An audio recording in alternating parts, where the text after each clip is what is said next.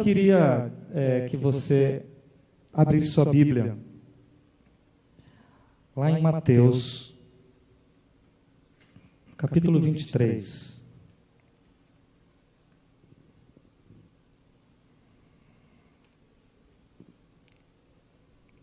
Esse texto não será estudado, mas nos servirá de alguma base para aquilo que eu pretendo compartilhar com vocês. Mateus 23, no capítulo 8. Eu vou ler aqui uma tradução diferente, a nova versão na linguagem... Não, nova versão internacional. A NVI. Mas vocês não devem ser chamados rabis. Um só é o mestre de vocês e todos vocês são irmãos.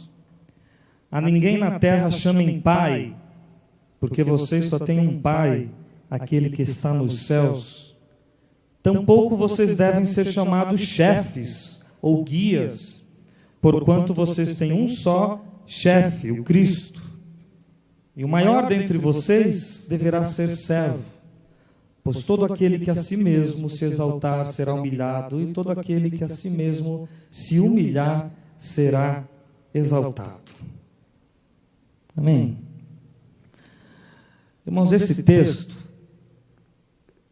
quando eu leio o texto, a impressão que me vem é que ele é um dos mais ridicularizados textos referente àquilo que Jesus falou, daqueles mais ridicularizados textos na história da cristandade. Porque aqui Jesus faz o convite a que as estruturas de poder em nosso meio sejam completamente distintas daquela outra que existe no meio religioso ou no meio secular. A proposta do Evangelho é que nós nos consideremos a todos irmãos num nível de relacionamento horizontal, na qual nenhum de nós tem capacidade espiritual de oferecer ao outro cobertura qualquer que seja, que faça com que o outro esteja de alguma forma coberto ou amparado por aquela cobertura.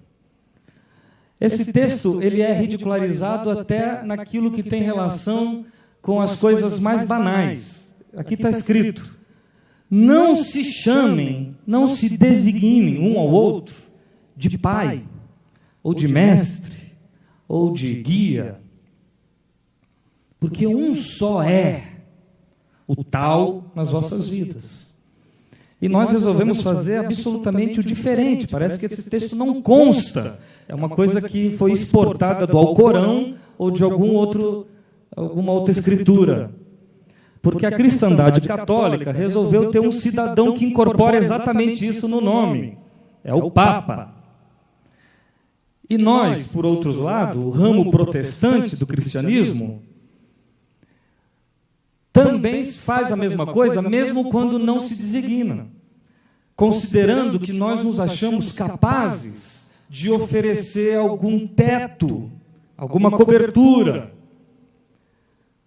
um toldinho que seja, para o outro irmão, estabelecendo dentre nós uma relação que é hierárquica e vertical, num sentido não proposto pelo Evangelho de Jesus.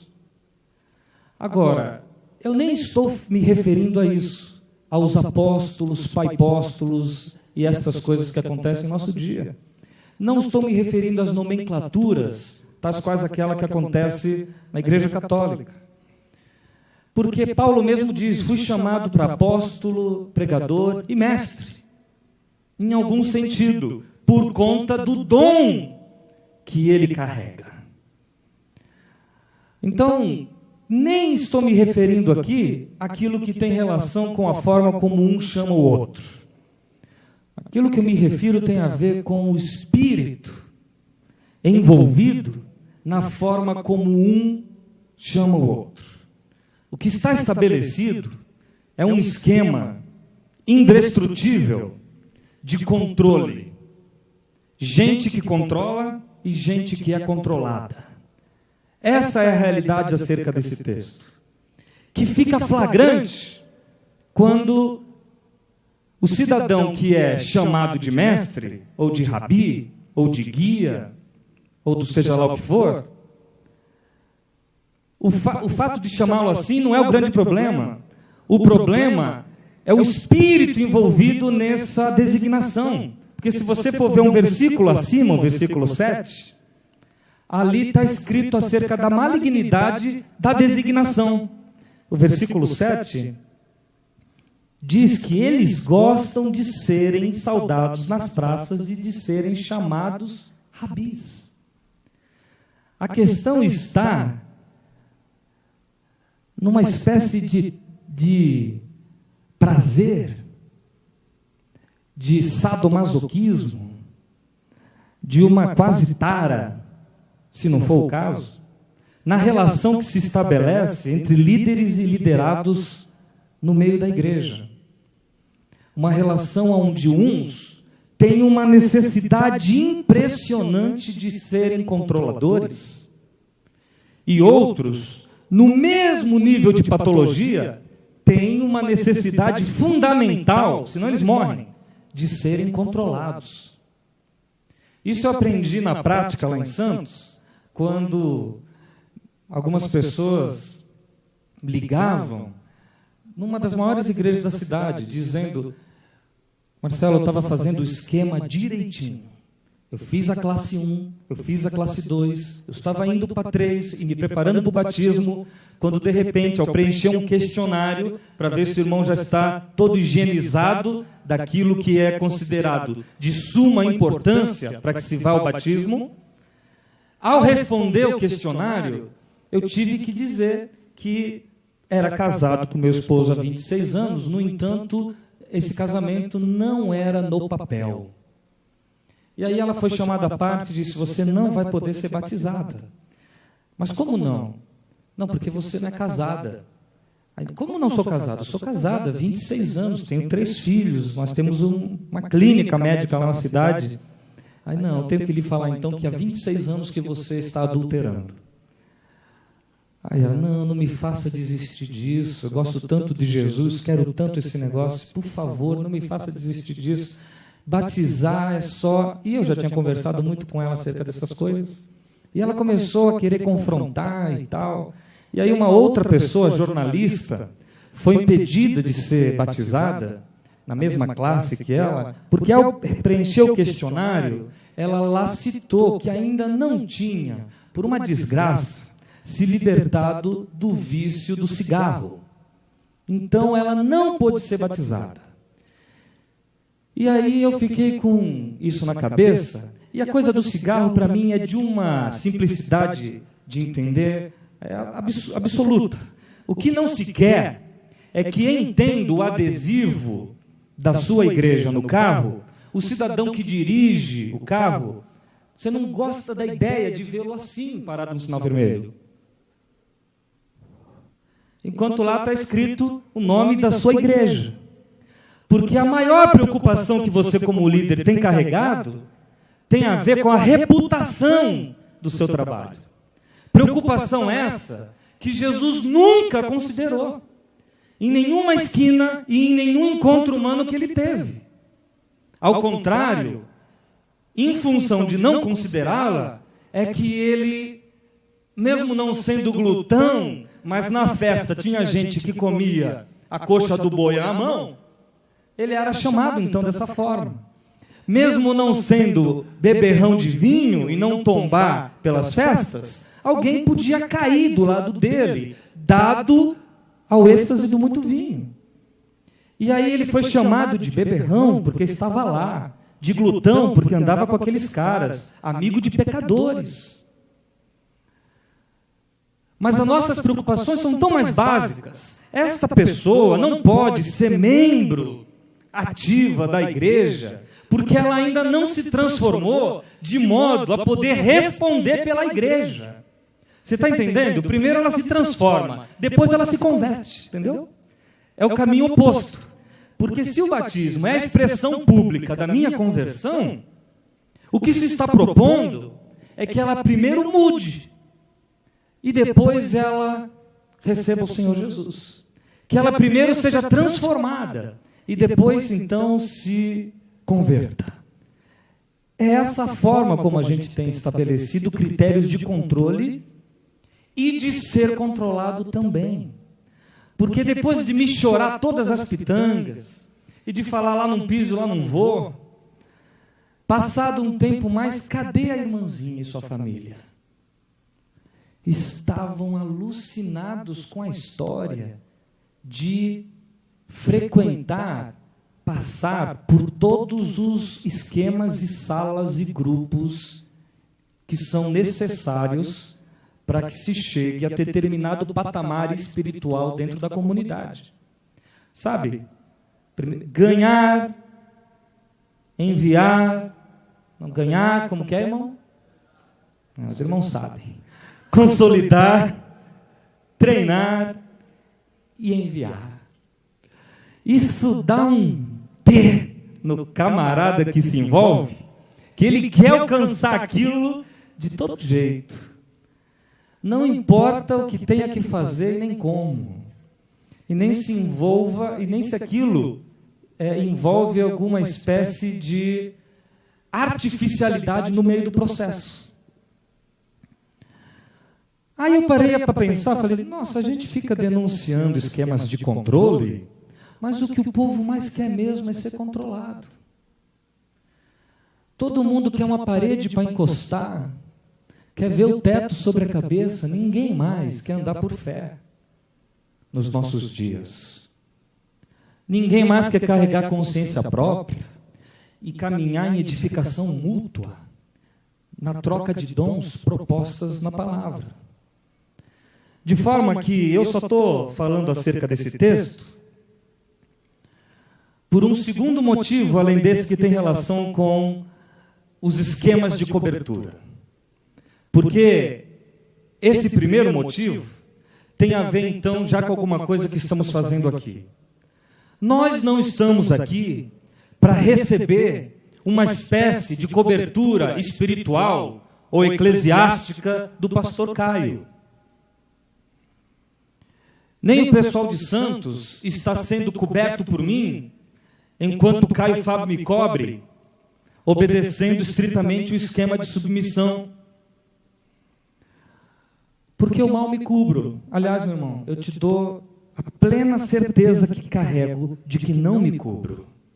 No entanto, tenho cobertura eficiente e suficiente no sangue de Jesus que é sobre minha vida. Isso é básico, no entanto, nos deveria ser prático. Isso que já existe lá dentro de você, e parece já frase pronta, posto que o sangue de Jesus nos cobre de todo pecado, não se torna vida em nosso meio, porque aquilo que o cidadão incorpora para si, ele não tem coragem de aplicar num nível comunitário.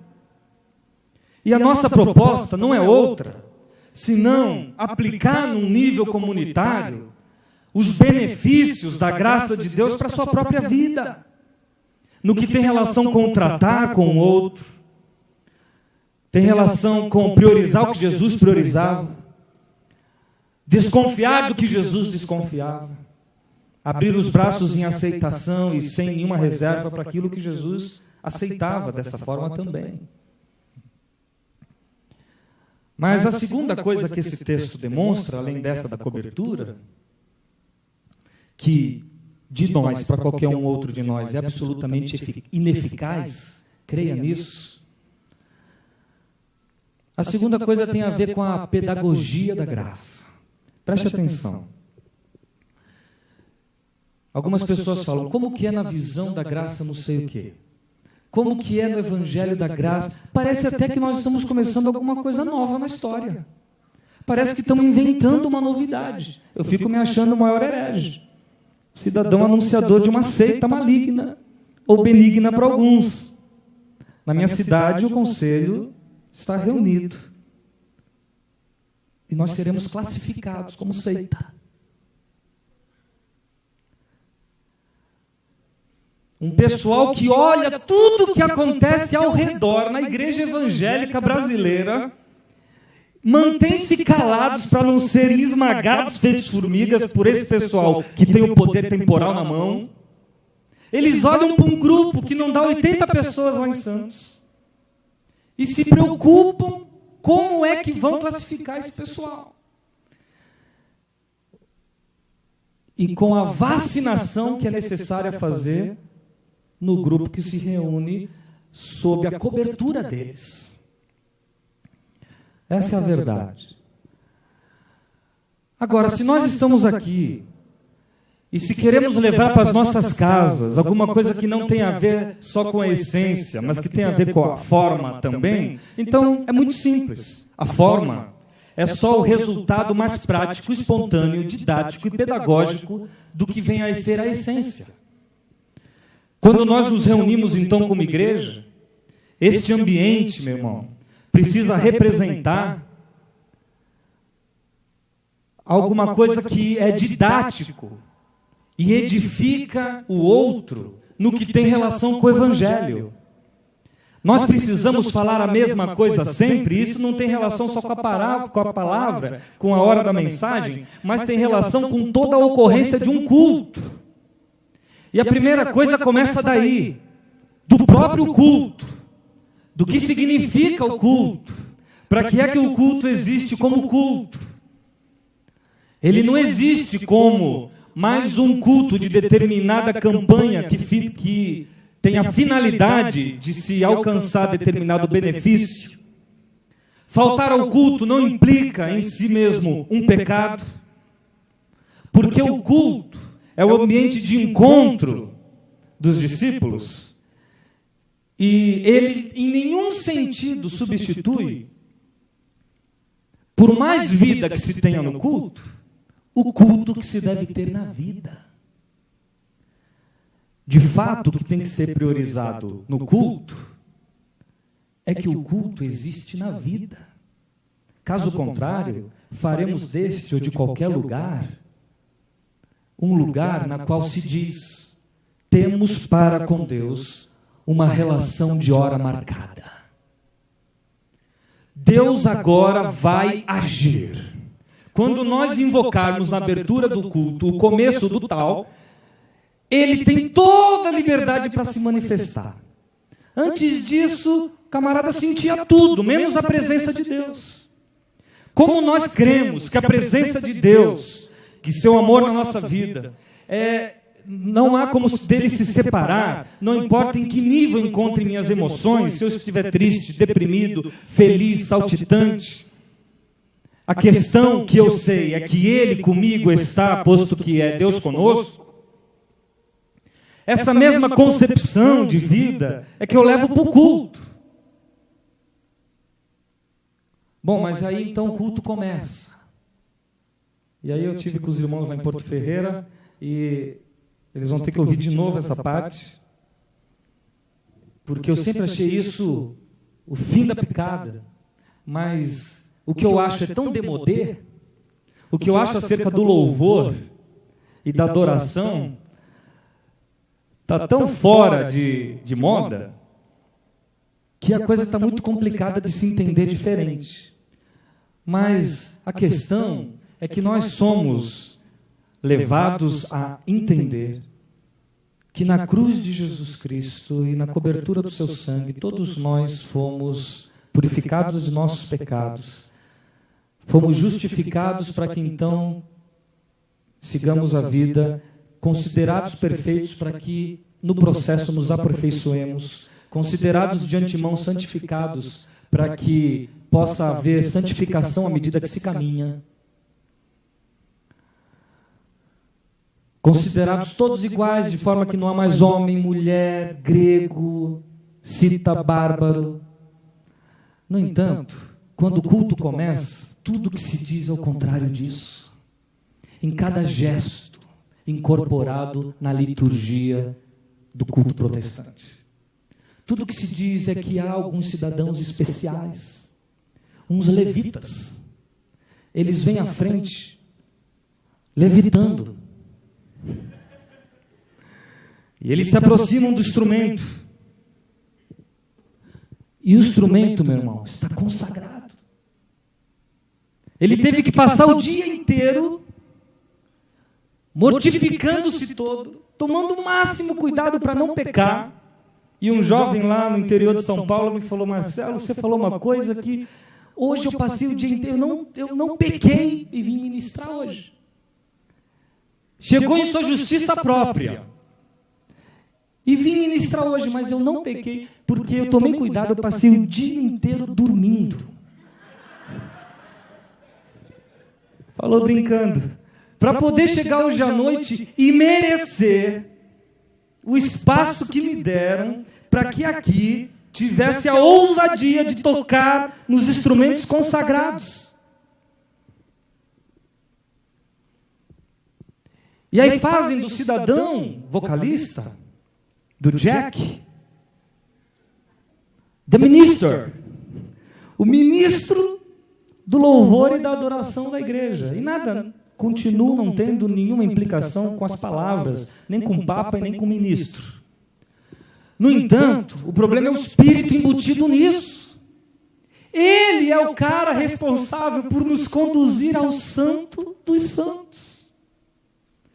Você sabe aquele Santo dos Santos que nos foi aberto por um novo e vivo caminho através do véu, que é o seu sangue, dele que foi rasgado por nós. Você sabe essa conquista da cruz? Você sabe então quando o escritor de Hebreus disse: entremos com ousadia diante do trono da graça, o lugar da presença de Deus, para lá encontrar graça e misericórdia em tempo oportuno? Você sabe o Santo dos Santos, que é o lugar que você, através de Jesus Cristo, já teve completo acesso, posto que lá o coração do Pai e o véu se rasgou, não por sua iniciativa, mas por de cima para baixo. Nós não alcançaríamos subir ali e rasgar aquela cortina? Você sabe tudo isso? Tudo isso não é mais Jesus Cristo. Não é o sangue e não é coisa nenhuma dessas. Isso daí são escritos neotestamentários, museu de grandes novidades. É o Jack, meu irmão, que nos conduz ao Santo dos Santos. Então, se irmão, como alguém me disse lá em Santos, uma pessoa estava assim orando: Pai, abençoa essa ocasião. E alguém passou por ela: continua orando, meu irmão, o irmão já está no átrio. E aí, e o cidadão: Pai, mas ajuda para que tudo dê certo. Irmão, vamos lá, o irmão está no santo lugar. Quando ele então se acaba, se esfacela, se detona, cria um lago de lágrimas ao redor, o irmão acabou de entrar no Santo dos Santos. Até isso tem que ser por justiça própria. Sabe por quê? Porque nós não cremos na oração que fazemos. Nós não cremos que toda oração só acontece no Santo dos Santos. Nenhuma oração que você faz acontece fora do Santo dos Santos. Posto que o Santo dos Santos é o lugar da presença de Deus. O Santo dos Santos hoje é no nosso coração. De forma que eu não vou a Ele buscar Deus. O Santo dos Santos está em mim.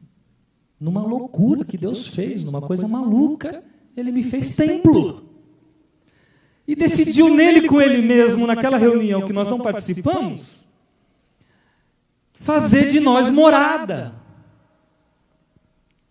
Viremos e faremos nele morada. De forma que o Espírito Santo, que é Deus habitante em nós, não é suficiente para nós, meu irmão. E falamos umas coisas, e nas práticas litúrgicas, fazemos outras. No entanto, tudo num culto deve ensinar. E aí fica essa coisa toda do levita. Só para que o irmão seja considerado um pouco mais santo do que o outro que está sentado. E venha para cá sem pecado. Mas eu quero saber qual foi o dia que o safado do Jack veio para cá sem pecado. Mas não teve nenhum dia que ele veio para cá sem estar coberto pelo sangue de Jesus Cristo, que o purifica de todo pecado. A questão é que nós não nos lavamos a nós mesmos. Às vezes eu me sinto tão estúpido falando essas coisas, porque nós as aprendemos. A gente só não consegue fazer isso acontecer no ambiente comunitário. Porque depois chega a hora do dízimo, e o cidadão não aguenta. Ele acha que você só vai ofertar se negociar, só vai ofertar se barganhar, só vai ofertar se te oferecer algum benefício para o dia seguinte, de forma a distorcer toda a orientação que a palavra, e que Paulo principalmente nos dá acerca da contribuição. Porque o dízimo no caminho não é outra coisa senão a minha oferta espontânea, voluntária, de coração alegre, e que só é recebido diante de Deus se é feito com amor, posto que sem amor nada o é. O dízimo também se encaixa nisso, junto com ofertas ou contribuições, seja lá as que forem. E se você quiser fazer um apelo na sua igreja ou no lugar onde você está acerca da contribuição, faça o apelo que você quiser e bem entender. Só não invente as histórias dos gafanhotos. Não diga dos migradores, devoradores, extorquidores, matadores, posto que eles não refletem a verdade do reino. Só não amaldiçoe teu irmão. Não rogue uma praga contra a TV dele. Não diga que o liquidificador vai queimar no dia seguinte. Deixa de ser bruxo. Porque nós imaginamos que ele só vai ofertar se for assim. E não queremos conceber o fato dele fazer isso para um outro necessitado, como o pastor falou hoje. Então as pessoas ficam de púlpito inventando coisas para impor medo e gerar temor no coração das pessoas. Então esses pastores do medo fazem do momento da contribuição um momento de barganha, na qual Deus passa a nos dever algumas coisas. E daí procede uma série de frustrações com Deus. Ele está me devendo. Você já ouviu dizer que ele é obrigado em função do que eu fiz, daquela porcaria que eu dei ali no altar. Deus é obrigado a fazer. Mas quem, no entanto, é filho da graça e conhece Jesus Cristo segundo o Evangelho, sabe que é um cidadão pecador e perdoado. Todo dia ele tem consciência de pecado e todo dia tem consciência de perdão. Sabe que é carente da glória de Deus e que foi aproximado dela e reconciliado definitivamente com Ele. Mas quando esse saber se internaliza e vira espírito em você, meu irmão, Deus não te deve nada. Deus nunca nos deveu coisa alguma para que eu vá dele cobrar em função daquele cheque mal dado que eu dei. E que só dei porque disseram que aquilo correspondia a uma fórmula quase matemática de aplicação na minha própria vida. A ponto de se fazer apelos dizendo que aquilo lá é só um depósito numa conta poupança que eu vou sacar depois. E aí enchemos o ambiente de decorações judaizantes, de candelabros, de estruturas, todas elas, meu irmão, se referindo àquilo que só era a sombra do que havia de vir. Você está entendendo? todas elas falando de uma revelação que ainda não havia progredido até Cristo, no qual a lei acabou.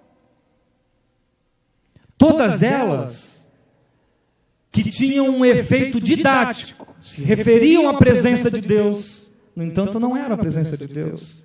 Se referiam à revelação de Deus, no entanto não eram a revelação de Deus. E progressivamente chegamos em Cristo, no qual tudo foi consumado.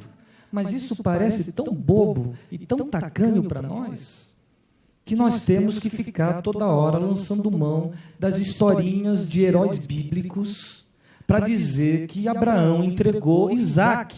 Então, entregue hoje você o seu Isaac também, que é aquilo de mais precioso que você tem, não é verdade? Desde que seja material, porque se não for, não me interessa. Não pode ser nenhum valor do seu coração, tem que ser palpável, tangível, valoroso, de forma que se transforme em dinheiro. Essa é a mais pura realidade. De forma, querido, que o caminho não tem preocupações performáticas ou com formas. O que eu quero dizer é o seguinte: o caminho não tem preocupação de ser uma forma para dar forma ao formato da formação da sua reunião. Deu para entender? Não tem essas preocupações.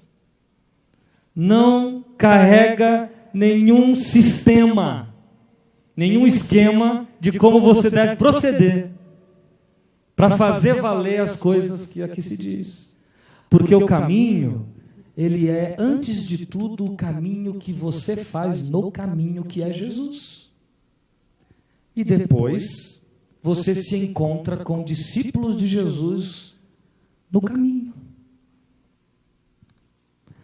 De modo que o caminho da graça não é o caminho da graça, mas se refere ao caminho da graça que é Jesus, que não pode ser conhecido através do conhecimento adquirido ou se fazendo da forma certa, muito bem clonada dos irmãos de Brasília.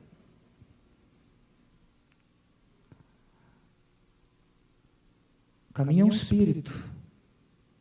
Pretende ser nesse país um movimento de renovação e reconstrução das consciências, tal qual o pastor tem dito N vezes.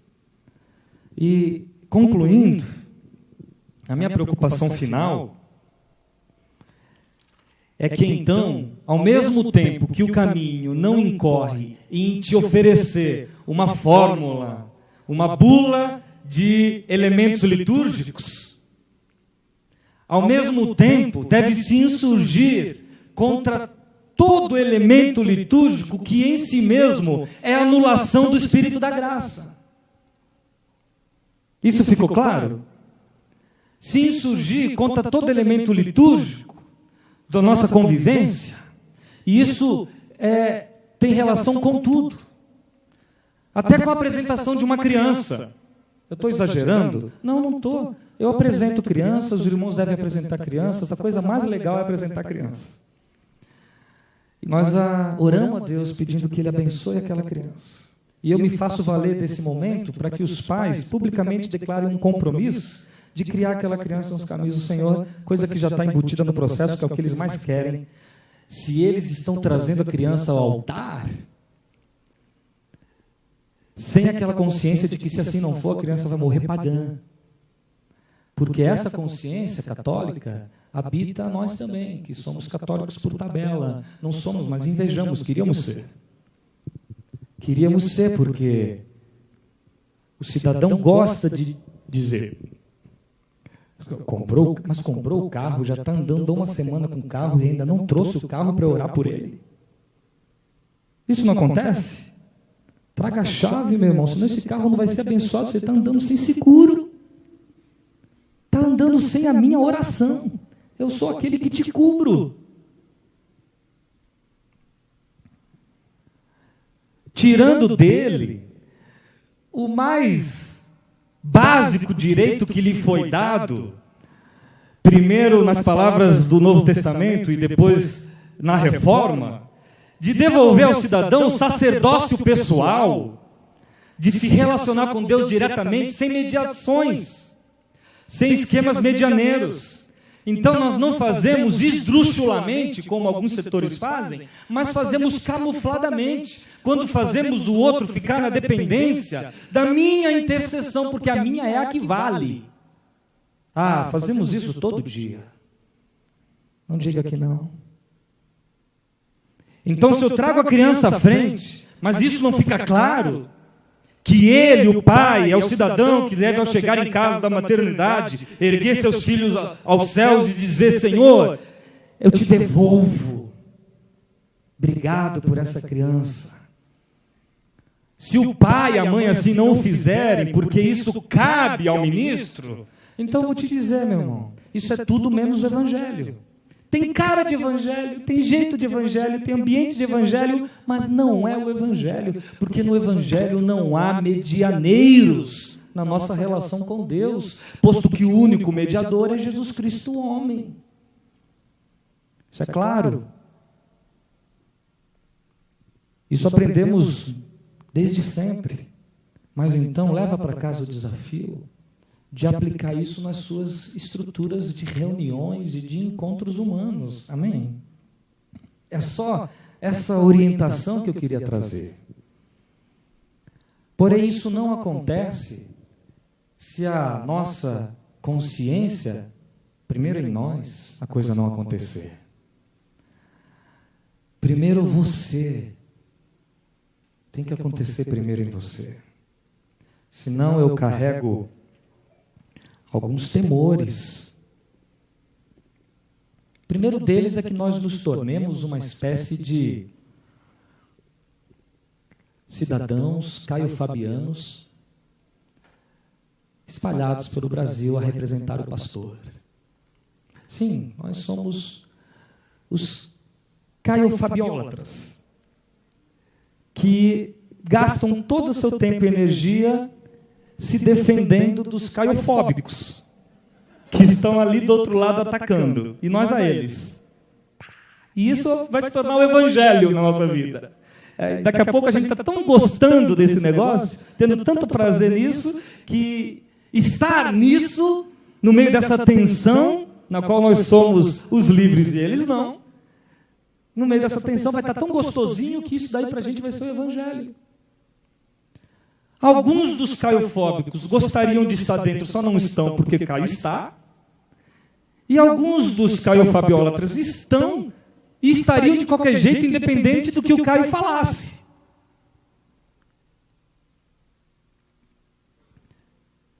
De modo que isso é na minha mente tal qual um susto ou uma pré-ocupação, que talvez não tivesse que ter, mas eu confesso diante do irmão que tenho.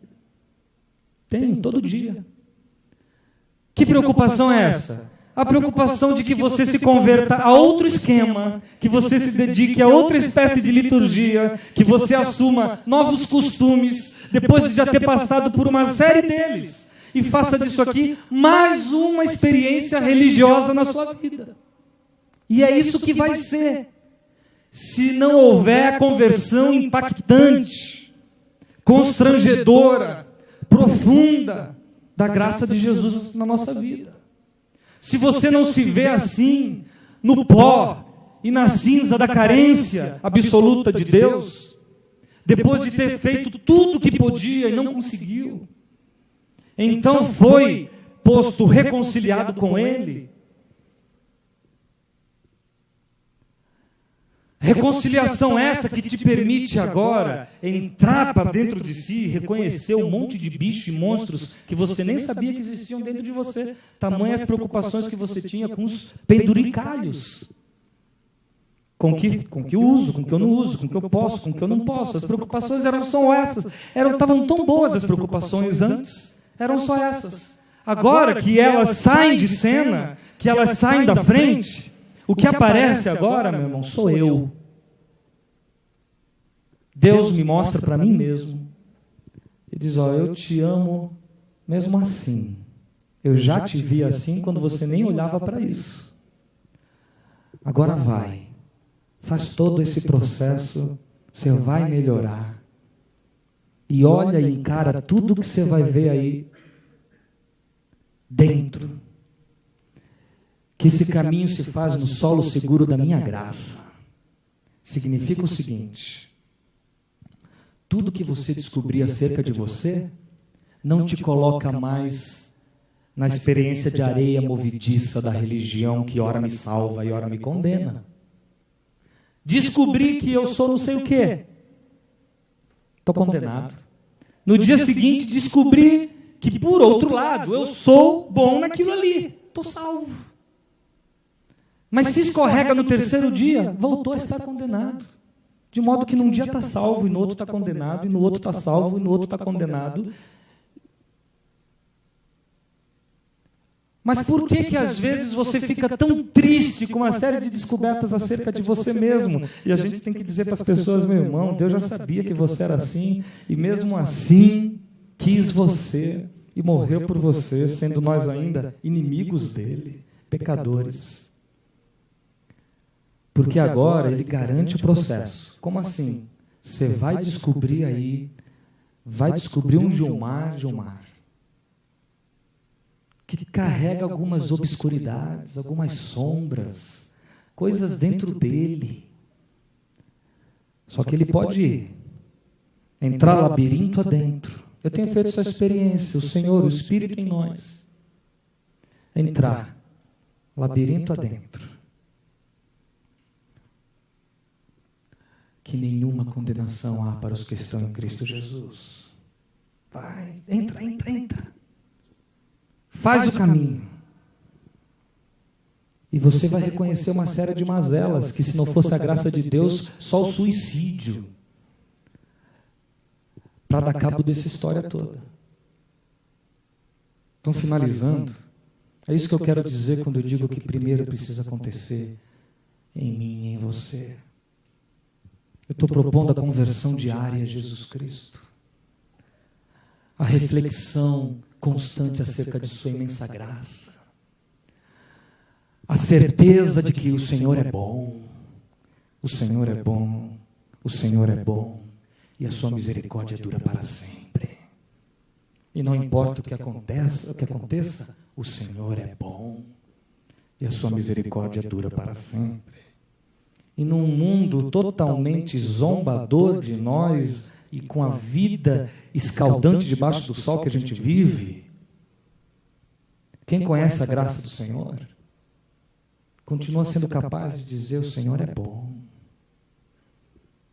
Eu um dia ganho, outro eu perco, um dia eu conquisto, no outro fracasso. E o Senhor continua bom, e a sua misericórdia dura para sempre. E as minhas perguntas a Ele se evaporaram. Porque não me importa mais saber nada, posto que eu sei em quem tenho crido. E essa é a tua realidade. Você está carregando uma série de dúvidas.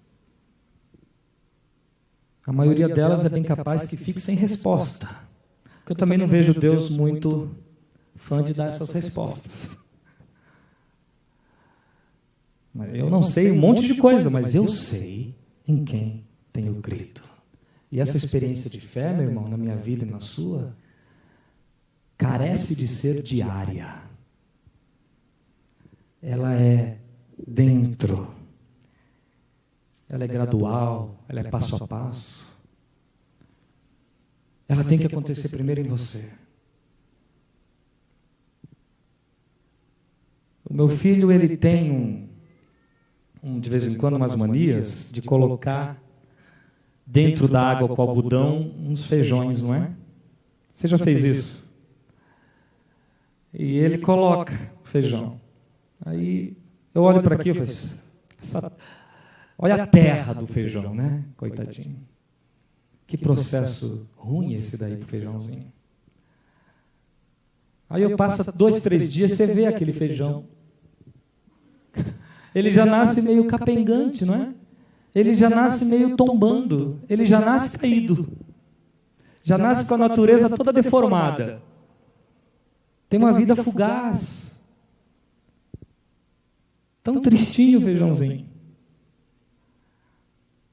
Mas chegou a hora de a gente escolher o que a gente quer ser. De repente, o irmão vai começar daí. Um feijãozinho. Um pezinho de feijão. Ou isso, o irmão pode escolher ser um vaso florido, exuberante, imenso e de plástico. Qual que é a sua escolha, meu irmão? O que você quer ser? O que você escolheria? Feijãozinho não deve servir para decorar nada. Mas, meu irmão, as flores de plástico que não morrem também nunca viveram. Elas não são. Só é o que é. Isso que você é o que você é. E é dessa verdade que Jesus começa todo o processo no caminho. Experimente-o. Porque senão você se torna só mais um dono da verdade a caminhar amalucado pela vida. Descobriu agora uma série de outras verdades. Carrega o espírito de seita, que é o dono da verdade. Agora, não é o nosso caso, porque para nós a verdade não é um sistema de dogmas. A verdade é uma pessoa. Ela precisa ser conhecida, tal qual ela é. É por isso que, se precisar tirar da frente o Jesus dos evangélicos, que ele saia da frente, para que a gente conheça Jesus não caricaturado, estereotipado, afeminado, né, como nos quadros, tão impotente. Conhecer Jesus tal qual ele é que antes, como o pastor Caio falou lá em Santos, vai ter que fazer uma lavagem cerebral das mais criolina na cabeça, para que então se possa desconstruir primeiro, para erguer logo em seguida. E o processo é constantemente de desconstrução e reconstrução. Mas não se dedique a causas comunitárias antes de que a coisa aconteça em você. Reconhece em você o caminho. Então depois, espontaneamente, você se dedica a congregar irmãos, discípulos do Senhor, para conviver com você no caminho. Amém? Preocupe-se primeiro em que haja em você mesmo. Porque nem que você seja o feijãozinho tortinho, é bem melhor do que a árvore frondosa de plástico. Eu queria que nós orássemos. Não sei se de alguma forma foi útil isso que foi dito aqui. Mas, se foi, eu queria que você curvasse sua cabeça um instante para nós orarmos por esse motivo, por essas coisas ditas.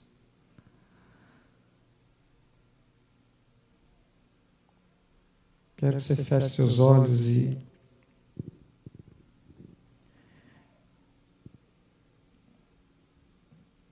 pense que mais importante do que todo o processo, do que toda a revolução a qual você pretende entrar, do que toda a participação nesse novo momento histórico, ou o que for, pense que tudo isso não pode ser mais uma das coisas incorporadas à sua vivência religiosa. A questão agora, ela não é religiosa. Ela não passa por esse nível. Ela é do Espírito. Ela tem a ver com conheçamos e prossigamos em conhecer o Senhor. Ela não tem a ver com incorporações de novos objetos e valores. Ela não é só mais uma nova sigla. Ela não é um novo emblema. O emblema que agora você vai defender. Tenho certeza que isso não interessa a nenhum dos irmãos envolvidos com o pastor Caio nesse negócio. Tenho certeza. Que o que menos interessa é a proteção do emblema aqui. O que interessa é que eu conheça Jesus Cristo.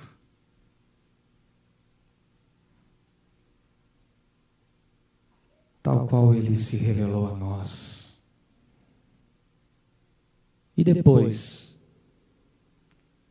é depois. Agora, é dizer para o Senhor, eu quero fazer o caminho. Dentro do caminho, que é Jesus. Topo o desafio. E aceito ter a coragem necessária para não me valer mais de títulos, de cargos, de honras, de méritos e de currículos. Eu considero tudo como refúgio, como esterco, como adubo para aquilo que vai ser levantado na minha vida e em mim mesmo através do Espírito. Então, tudo aquilo que eu era, fariseu dos fariseus, criado aos pés de Gamaliel, zeloso da lei, e que ultrapassava os de minha idade no entendimento, tudo isso que eu carregava como glória e currículo, e que me acrescentou dores e opressões, Senhor, antes de eu me propor a libertar quem quer que seja ao meu lado, me liberta, Pai. Essa é a oração que eu quero que você faça, se for com consciência do que está fazendo e muita sinceridade. Porque o irmão vai precisar ter coragem.